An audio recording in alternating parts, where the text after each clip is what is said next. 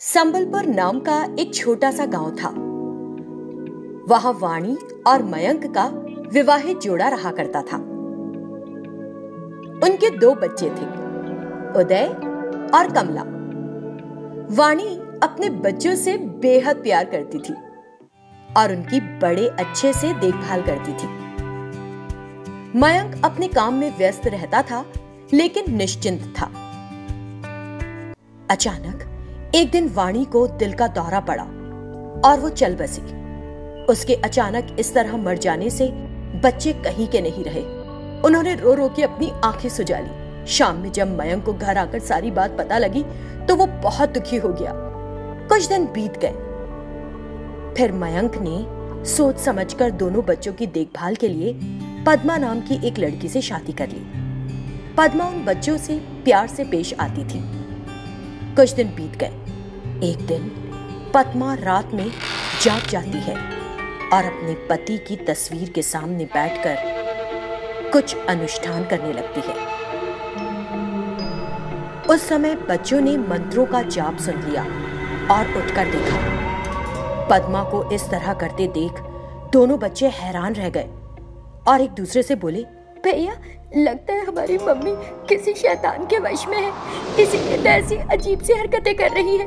हमें पापा को इस बारे में बताना चाहिए, नहीं तो हम अपनी मम्मी को खो देंगे। लेकिन बताने के लिए कल सुबह तक रुकना पड़ेगा हमको। कल पापा के घर आते ही हम उनको ये बात जरूर बताएंगे। अगले दिन सुबह में मयंक घर लौटा। तब बच्चों ने उसे रात घटी बात पूरी तरह से बता दी।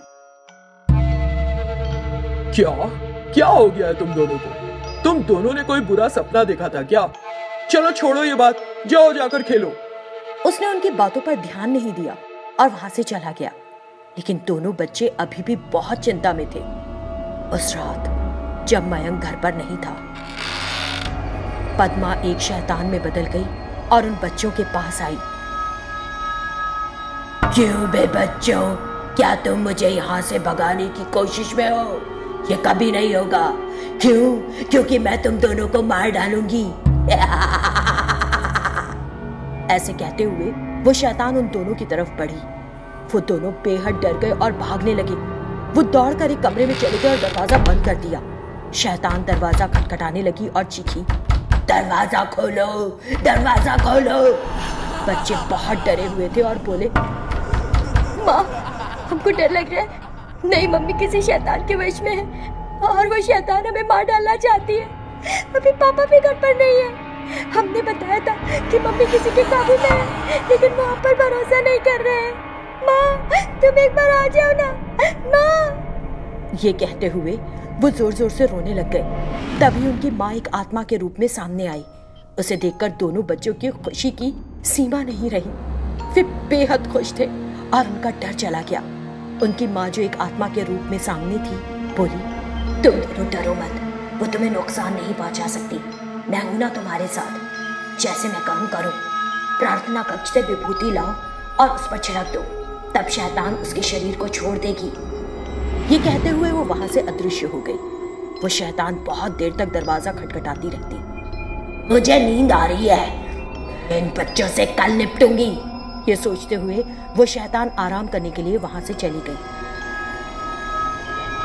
आवाज बंद होने के बाद दोनों बच्चे उस कमरे से बाहर आकर प्रार्थना कक्ष में गए। उन्होंने विभूति ली और उस शैतान पर छिड़क दी। तुरंत वो शैतान उसके शरीर से बाहर निकल आई और जोर से चीखी, तुमने क्या कर दिया?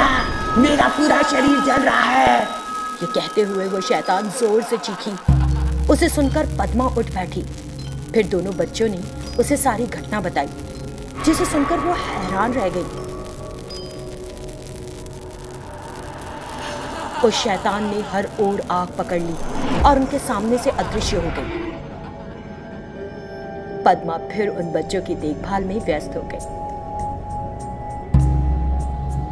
बच्चे भी खुश थे कि उनकी प्यारी मम्मी को उस शैतान से निजात मिल गई थी।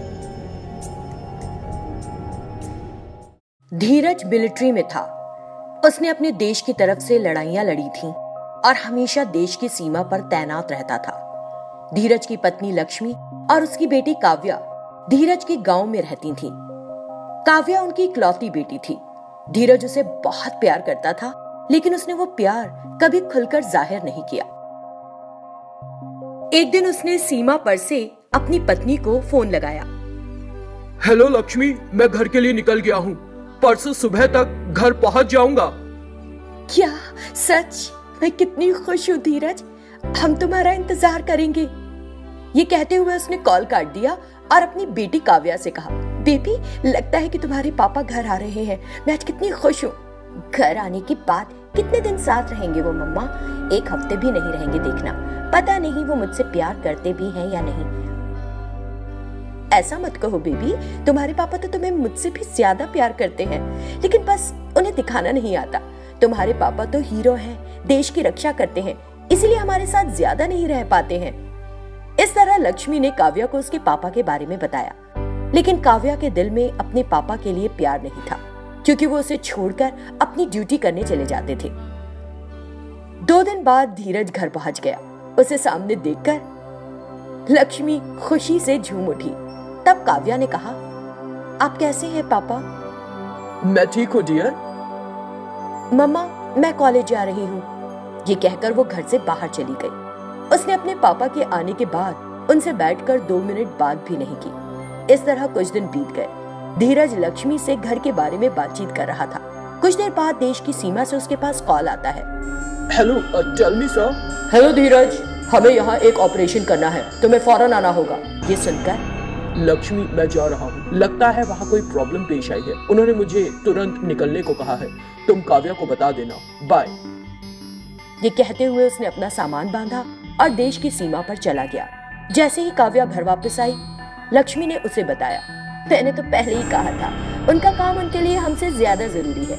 इस तरह वो चिढ़कर अपने कमरे में चली गई। ऐसे ही कुछ दिन बीत गए। एक दिन धीरज के पास एक फोन कॉल आता है। पापा, मम्मा को दिल का दौरा पड़ा है, आप फौरन घर आ जाइए। मुझे नहीं पता कि क्या होगा। पापा प्लीज। डरना नहीं बेबी, मैं इसी समय निकल रहा हूँ। इसी बीच लक्ष्मी की मौत हो गई। धीरज 2 दिन बाद घर पहुंचा, लेकिन तब तक लक्ष्मी का अंतिम संस्कार हो चुका था। उनके एक रिश्तेदार ने उसे सारी बात बताई।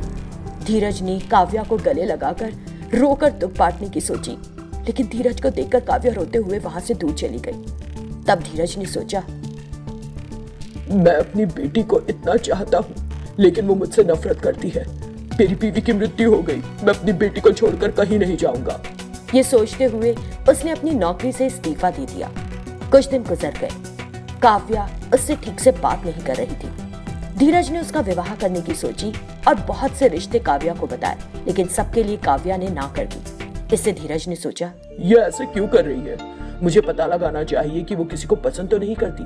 हाँ, मैं उसकी सहेली प्रिया से पूछता हूँ। ये सोचते हुए उसने प्रिया को कॉल लगाया। प्रिया, मैं काव्या का डैड बोल रहा हूँ। जब से उसकी माँ की डेथ हुई है, वो मुझसे ठीक से बात नहीं कर रही है। मैंने उससे बहुत सारे रिश्ते दिखाए, लेकिन उसने सभी को नापसंद कर दिया। क्या वो किसी को पसंद करती है? ऐसा तो कुछ नहीं अंकल, मैं प्रिया से बात करके पता करती हूँ। ये कहते हुए उसने कॉल काट दिया। फिर काव्या का फोन उसके कमरे में रिंग होने लगा। तुरंत धीरज वहां गया और खड़ा होकर सुनने लगा कि काव्या क्या कहती है। ये काव्या, मैंने सुना है कि तुम्हारे लिए खूब रिश्ते आ रहे हैं आजकल, तो कब शादी कर रही हो मैडम? मेरा शादी करने का कोई इरादा नहीं है। अगर मैं शादी करके चली गई तो मेरे पापा एकदम अकेले हो जाएंगे। मुझे अपने पापा के प्यार का बचपन से अब तक पता ही नहीं है, लेकिन मेरी माँ हमेशा कहा करती थी कि वो बहुत अच्छे इंसान है। मैं उस प्यार का अनुभव जब तक नहीं कर लेती, मैं शादी नहीं करूंगी और अपने पापा को नहीं छोड़कर जाऊंगी। मैं इंतजार कर रही हूँ कि मेरे पापा कब आकर मुझसे प्यार से बात करेंगे। उम्मीद करती हूँ कि ये जल्द ही होगा। अपने पापा का प्यार पाने के बाद ही मैं शादी के लिए सोचूंगी। धीरज उसकी बात सुनकर रोने लग गया। उसे समझ आया कि अब तक वो क्या गलती कर रहा था। बेटी काव्या, मुझे माफ कर दो बेबी। मैं तुमसे कितना प्यार करता हूँ, लेकिन उसे कभी दिखाया नहीं। तुम्हें बहुत हर्ट किया है मैंने। ये कहते हुए उसने काव्या को गले लगा लिया। काव्या फपक फपक कर रो पड़ी और बोली, पापा प्लीज रोइए मत, मैं आपको रोते हुए नहीं देख सकती। बस आप ऐसे ही प्यार बरसाइए और मेरे साथ रहिए, मुझे और कुछ नहीं चाहिए पापा। उस दिन के बाद से धीरज और काव्या की बातचीत शुरू हो गई और दोनों बड़े प्यार से एक दूसरे के साथ रहने लगे। कुछ समय बाद धीरज ने एक अच्छा लड़का देखकर काव्या की शादी कर दी और फिर दोनों उसके साथ उसी घर में रहने लगे।